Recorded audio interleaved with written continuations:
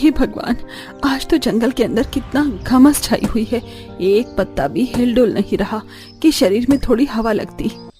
कस्तूरी के इस बात पर पसीने में भीगा गरीब लखन लकड़ी काटते हुए दुखी भाव से कहता है, गर्मी तो भयंकर होगी ना कस्तूरी। आजकल लोग अंधाधुंध पेड़ों की कटाई करते हैं और जगह जगह उद्योग धंधे खोलने के लिए बड़ी तेजी से जंगल को सफा किया जा रहा है। लोगों के अंदर जंगल, पेड़ पौधे, पशु पक्षी को लेकर लगाव ही नहीं बच गया है। बूढ़े माता पिता बात कर ही रहे होते हैं कि तभी एक बकरी का छोटा मेमना उछलते हुए आता है, जिसके पीछे टोकरी में सूखे पत्ते बटोर कर सुप्रिया आती है। अरे अरे रुक जा मेरी चुनमुनिया, कितना भागती है। हाफते हाफते मेरी तो सांस ही चढ़ गई है। तू रुक, मैं तो पकड़ के ही रहूंगी तुझे। ये लड़की भी ना शादी लायक उम्र हो गई है, पता नहीं कब ये बचकानी बुद्धि छोड़ेगी। तभी जंगल में उनकी जानकार कादम्बरी आती है। अरे सुप्रिया, ये ले मेरी काव्या का फोन है, तुझसे बातचीत करेगी। काव्या कोई और नहीं बल्कि सुप्रिया की खासम खास सहेली थी। दोनों का बचपन एक संग ही गुजरा।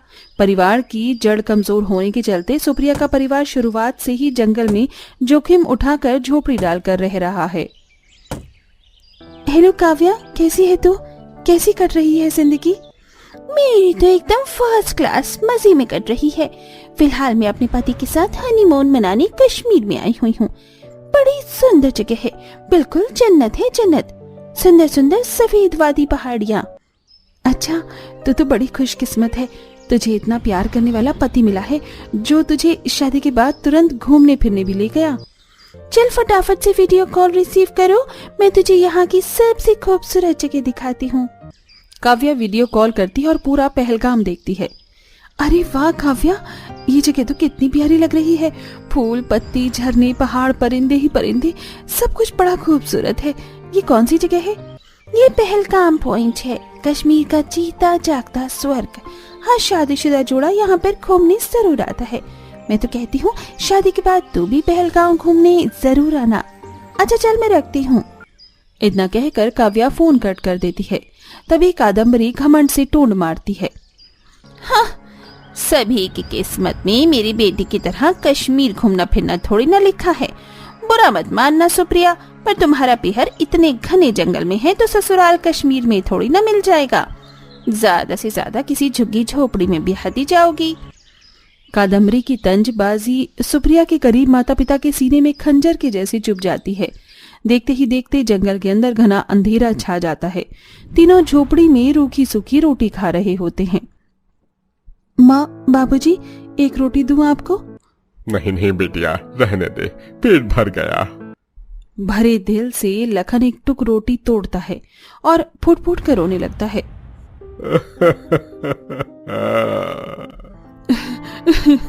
सुप्रिया के बाबूजी क्यों रो रहे हैं? चुप हो जाइए। तो क्या करूं कस्तूरी, ईश्वर ने मुझको गरीब पैदा किया, सारा जीवन इस जंगल में गुजरा। मुझे इस बात से कोई शिकायत नहीं, लेकिन आखिर क्यों उसने मुझ जैसे गरीब के भाग्य में बेटी दे दी। अरे हम तो खुद जंगल में रहकर गुजर बसर कर रहे हैं। हमारी इतनी क्षमता भी नहीं है कि हम अपनी बेटी के लिए दहेज जोड़ सके। कहां से ढूंढ कर लाएंगे उसके लिए वर? कौन थामेगा मेरी गरीब बेटी का हाथ? पिताजी, आप ही तो कहते हैं ना, जो जिसके भाग्य में लिखा होता है उसे कोई छीन नहीं सकता। वैसे भी जोड़ियां तो भगवान लगाता है। अगर मेरे नसीब में विवाह की रेखा होती तो हो जाएगी। सुप्रिया के तसल्ली देने पर उसके गरीब माता पिता शांत होकर सो जाते हैं। अगले दिन, माँ, मैं चूल्हा जलाने के लिए लकड़ी चुनने जा रही हूँ। अच्छा ठीक है, सतर्कता से जाना बिटिया।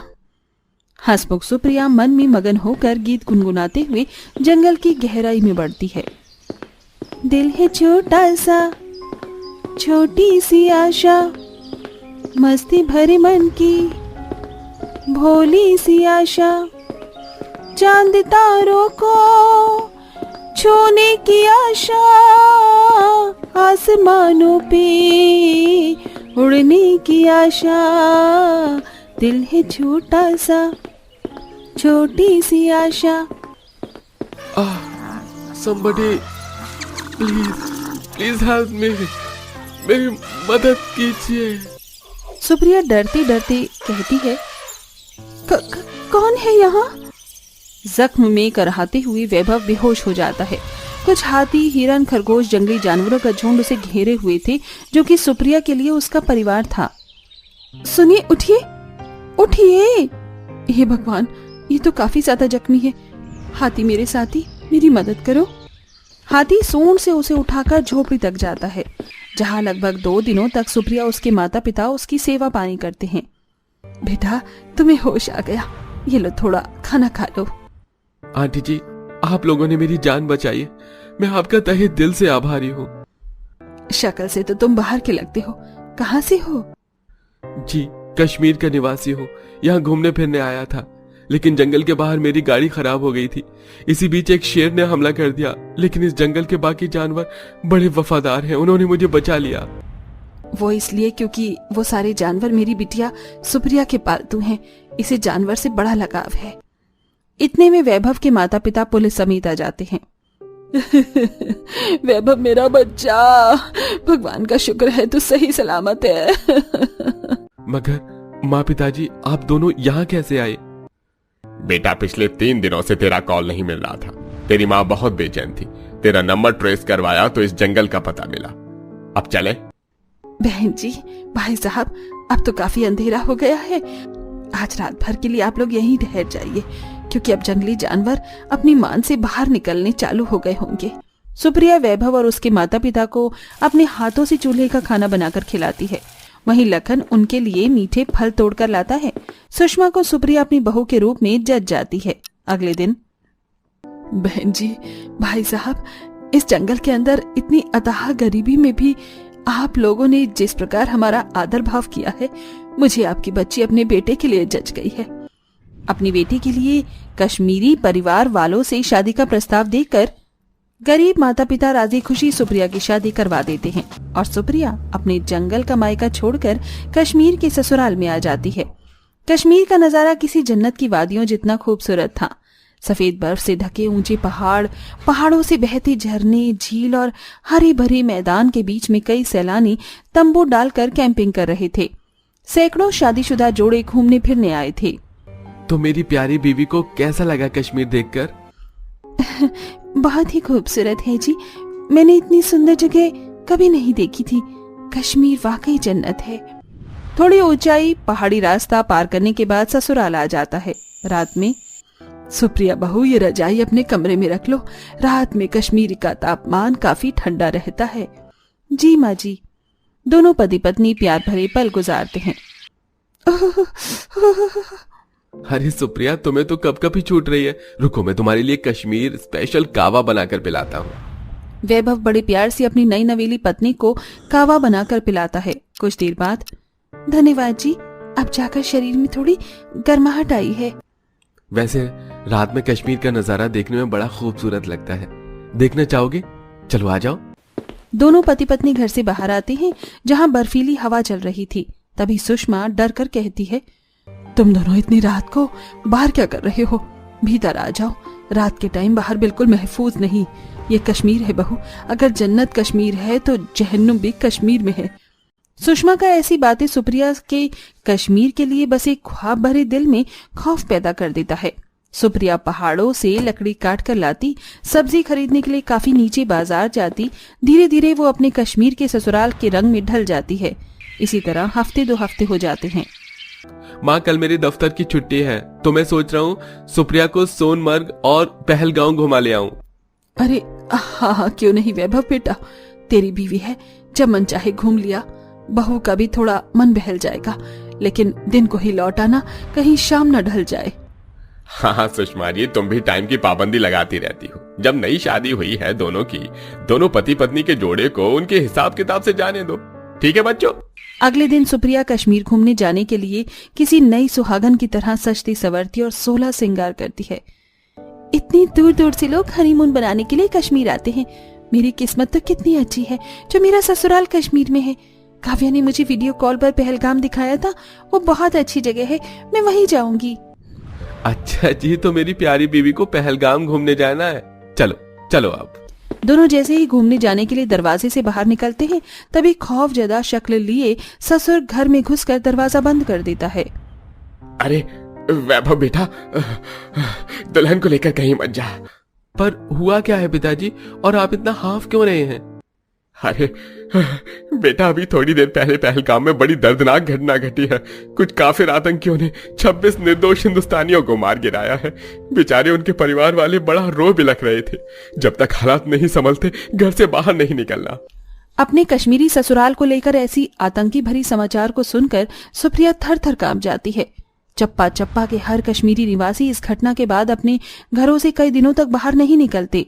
वहीं समाचार से लेकर टीवी चैनल हर जगह यही खबरें चलती हैं, जिससे कश्मीर के हालात पहले की तरह बनने में लगभग कई हफ्ते गुजर जाते हैं और कश्मीरी मिलिट्री वाले वहां के निवासियों के महफूज रहने के लिए तैनात किए जाते हैं, जिससे अब डर का माहौल खत्म हो जाता है। जहां हर हिंदुस्तानी के दिल में कश्मीर की जगह जन्नत की थी, हर शादीशुदा जोड़े का ख्वाब कश्मीर जाना हुआ करता था, आज हर किसी के दिल में जन्नत कहलाई जाने वाले कश्मीर जहन्नुम से बढ़कर कुछ भी नहीं है। बलिया, मुझे बहुत तेज गर्मी लग रही है। अरे ऊपर से सिर पर ये अनाज की गठरी उठा उठा कर मुझे चक्कर आ रहे हैं। मैं अब और एक कदम नहीं चल पाऊंगा। अरे हिम्मत रखो हरिया, सुनो हम दूसरे गांव की तरफ से चलते हैं। मैंने सुना है कि वहां पर एक बहुत बड़ा आलीशान घर है जो एसी से भरा हुआ है, और वहां घर के बाहर भी एसी लगा है, तो हम कुछ देर वहीं खड़े होकर एसी की हवा खा लेंगे। हरिया और बलिया आलीशान घर के पास आते हैं और आलीशान घर के बाहर लगे एसी के पास खड़े हो जाते हैं। अब थोड़ी जान में जान आई बलिया, इस ठंडी हवाओं को खाकर। हरिया और बलिया एसी की ठंडी हवाओं का आनंद ले ही रहे होते कि तभी वहां पर सिक्योरिटी गार्ड आते हैं। एक्सक्यूज मी, यहाँ क्यों खड़े हो? हटो यहाँ से, निकलो। आए दिन कोई ना कोई खड़ा हो जाता है। जा रहे हैं भाई साहब, जा रहे हैं। तभी उस रात मालती का परिवार जमीन पर बैठकर गर्मी में पसीने से तरबदर होकर गरम गरम खाने को खाते हुए कहते हैं, माँ बहुत तेज गर्मी लग रही है, पसीने में नहा चुकी हूँ, ऐसा लग रहा है ऊपर से ये गरम गरम खाना। हाँ माँ, गर्मी तो बहुत है। वैसे माँ, आपको एक बात पता है, दूसरे गांव में एक घर है जो बहुत आलीशान है और वो घर एसी से भरा हुआ है। माँ, हम भी एक एसी लगवा लेते हैं क्योंकि इस साल गर्मी बहुत पड़ेगी। जानती हूँ मेरी बिटिया, सब जानती हूँ, लेकिन मैं पैसे जोड़कर ये घर का पंखा ही ठीक करा सकती हूँ, एसी नहीं ले सकती। एसी की कीमत तुम्हें पता है कितनी है? 1 लाख से भी ऊपर है। और अगर मैं ये 1-1 लाख की एसी खरीदूंगी तो मैं गरीब औरत अपनी 5 बेटियों की शादी कैसे करूंगी? मालती बहुत ही गरीब थी और अपनी 5 बेटियों की कन्यादान की चिंता उसे हर वक्त सताती रहती थी। दूसरी तरफ आलीशान घर जो कि एसी से भरा हुआ था। माँ, जब आपने अपने कमरे की ये 5 एसी चला रखे हैं, और जब आप यहाँ हैं तो किचन का एसी, हॉल का एसी, बाथरूम का एसी, बालकनी का एसी, ये आपने क्यों ऑन कर रखा है? बिजली बिल हर महीने 1 लाख से 2 लाख आ रहा है। भैया सही कह रहे हैं, और अगर यही हाल रहा तो कुछ एसीओ को हमें परमानेंट बंद करना पड़ेगा। माँ, 5 भाई के चले जाने के बाद माँ, घर के किसी भी कोने की एसी को हटाने की कोई जरूरत नहीं है, क्योंकि मेरी आदत हो गई है एसी से भरे घर में रहने की। मैं सरवाइव नहीं कर पाऊंगी बिना एसी के। सरवाइव तो करना होगा ना बेटी, अब इतने सारे नौकरों और एसी का बिल हम नहीं भर पा रहे हैं। फिर तो मम्मी, इसका एक ही उपाय है, आप भैया की शादी किसी गरीब परिवार में कर दीजिए जो इस घर के सभी कामों को करेगी, और नौकरों का पैसा भी बच जाएगा और एसी भी हटाना नहीं पड़ेगा। वैसे आइडिया इतना बुरा नहीं है, और यही एक दूसरे गांव में गरीब परिवार है जिसकी 5 बेटियां हैं। अब उर्मिला अपने 5 बेटे का रिश्ता लेकर मालती के घर पहुंचती है। अरे आप लोग मेरे गरीब घर में आइए। माँ, ये तो वही है जिनका घर एसी से भरा हुआ है। हाँ बेटी, तुम सही कह रही हो, और मैं यहाँ पर अपने बेटों के रिश्ते की बात करने के लिए आई हूँ। आइए ना आप लोग, अंदर बैठिए। पिंकी, दिशा, निशा, श्रुति, जाओ फटाफट चाय नाश्ता तैयार करो। अब इसी तरह उर्मिला अपने 5 बेटे की शादी अब 5 गरीब बहुओं से करवा देती है। अब 5 गरीब बहू एसी से भरे ससुराल में आती हैं। 5 बहू का ससुराल में गृह प्रवेश हो रहा होता है कि तभी 5 बहू के बाल हवा में उड़ने लगते हैं। 5 बहू अपना गर्दन घुमाकर इधर से उधर देखती हैं। ये हमारे बाल कैसे उड़ रहे हैं? हाँ निशा, मुझे तो लगा आंधी आ रही है, लेकिन मौसम तो एकदम ठीक है। आप लोगों को घबराने की कोई जरूरत नहीं है, और ना ही यहाँ कोई आंधी आ रही है। आप लोगों के बाल ये गेट के ऊपर लगे एसी की ठंडी हवाओं के कारण उड़ रहे हैं, पर आप लोगों ने तो देखा ही नहीं होगा ना एसी। अरे माँ, इस रितिका को चुप कराओ और आप गृह प्रवेश की रस्म करो। आओ बहुओं, घर के अंदर आओ। पांचों बहू घर के अंदर आती हैं। बाप रे बाप, यहाँ हॉल में भी एसी है। 1 नहीं, 2 नहीं, 3 नहीं, 6 एसी लगी हुई हैं। ओह गॉड, मेरा तो सपना था अपने घर में एसी में रहने का, लेकिन मुझे तो भगवान ने ससुराल ही एसी से भरा दे दिया है। अब कुछ देर बाद पांचों बहन अपने अपने पति के साथ अपने कमरे में जाती हैं। बाप रे बाप, मेरे कमरे में भी इतने सारे एसी लगे हुए, मेरी बहनों के कमरे में भी लगे होंगे। एसी से भरे ससुराल में आकर तो हमारी पांचों गरीब बहन का सपना एसी में रहने का पूरा हो गया। अगले दिन सुबह पांचों बहू उठकर अपनी पहली रसोई का खाना बनाने के लिए रसोई में आती हैं। हे भगवान, यहाँ तो रसोई में भी एसी लगा हुआ है। देखना कितनी ठंडी ठंडी हवा आ रही है। इस ठंडी ठंडी हवा में तो पहली रसोई का पकवान बनाने में बहुत मजा आएगा। अब पांचों गरीब बहू एसी की ठंडी ठंडी हवाओं में अपनी पहली रसोई का खाना बनाकर डाइनिंग टेबल पर परोसती हैं। क्या बात है, आप सभी ने खाना तो बहुत अच्छा बनाया है। शुक्रिया। हाँ, बस ठीक है, बहुत अच्छा बनाया है खाना, लेकिन घर के और भी कई तरह के काम हैं, वो भी तुम्हें करने हैं। हाँ माँ जी, हम घर के सारे काम कर लेंगे। हम काम को देखकर कतराने वाली लड़कियां नहीं है। ठीक है बहू, फिर तो एक काम करो, पिंकी, निशा, तिशा बाहर के गार्डन को अच्छे से साफ कर दो और श्रुति और दृष्टि तुम सारे कपड़े को धोकर छत पर सुखा दो। अब 3 बहू घर के गार्डन की सफाई में लग जाती हैं। दूसरी तरफ 2 बहू छत पर कपड़ों को धोकर सुखा रही होती है। छत पर तो बहुत तेज धूप पड़ रही है, मुझसे तो बर्दाश्त नहीं हो रही है गर्मी, जब से एसी में रहने लगी हूँ। कितना बड़ा गार्डन है तिशा, निशा, ये तो खत्म ही नहीं हो रहा है, ऊपर से इतनी तेज धूप पड़ रही है। एसी में रहकर मुझे तो ये गर्मी बिल्कुल हैंडल नहीं हो रही है। अब पांचों बहू काम खत्म करके हॉल में एसी चला के बैठती हैं। तभी वहां पर उर्मिला आती है और एसी को रिमोट से बंद करते हुए कहती है, काम खत्म हो गया क्या जो एसी की ठंडी ठंडी हवाएं खा रही हो तुम पांचों? एसी से भरे ससुराल में शादी हो गई, इसका मतलब ये नहीं कि तुम्हें एसी में आराम फरमाने का मौका मिलेगा। अब उठो, जाकर मेरी बेटी के कमरे में उसका खाना देकर आओ। अब पांचों बहू गर्मी से परेशान होती हुई अपनी ननद को उसके कमरे में खाना देने जाती हैं, जहां वह एसी की ठंडी ठंडी हवाओं में बैठकर फोन चला रही होती है। अरे आ गई आप लोग खाना लेकर, मैं कब से इंतजार करी थी। ठीक है, खाना मेरे बेड पर रख दीजिए और जाइए यहाँ से। यहाँ ज्यादा खड़े होकर एसी की हवा मत लीजिए, नहीं तो आप पांचों की आदत खराब हो जाएगी।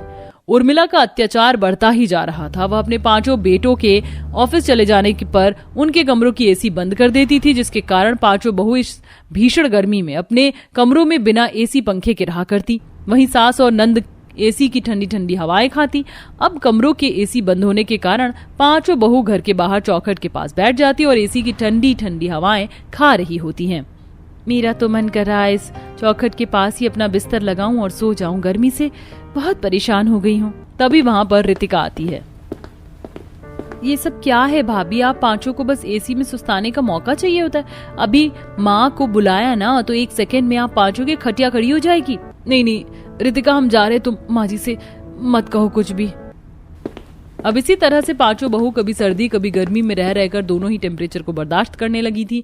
लेकिन एक दिन अचानक घर में एक बहुत बड़ा शॉर्ट सर्किट होता है, जिससे सारे एसी एक साथ बंद हो जाते हैं। उर्मिला और कृतिका की हालत बहुत ज्यादा खराब हो जाती है, वह बेचैन होने लगती है। अशोक जी, फटाफट से डॉक्टर को बुलाइए, माँ जी और रितिका की हालत बहुत खराब हो रही है। कुछ ही देर में डॉक्टर घर आते हैं। देखिए अशोक जी, आपकी बहन और माता जी की कंडीशन रेगुलर एसी में रहने की वजह से खराब हुई है। ऑक्सीजन लेवल कम हो गया है। गर्मी ये लोग बर्दाश्त नहीं कर पा रहे हैं। इन्हें ठंडी ठंडी चीज खिलाइए और पेड़ पौधों के पास रखिए ताकि इनकी ब्रीदिंग पावर बढ़ सके। डॉक्टर के जाने के बाद माँ जी, रितिका को तो ब्रीदिंग की प्रॉब्लम हो रही है, हमें जल्द उनके लिए कुछ करना होगा और अभी तो इतना बजट नहीं है कि हम एसी ला सकें। हाँ निशा, तुम सही कह रही हो। अभी हम पांचों भाई का इतना बजट नहीं है कि हम एक साथ इतनी सारी एसीज खरीद सकें या रिपेयर कर सकें।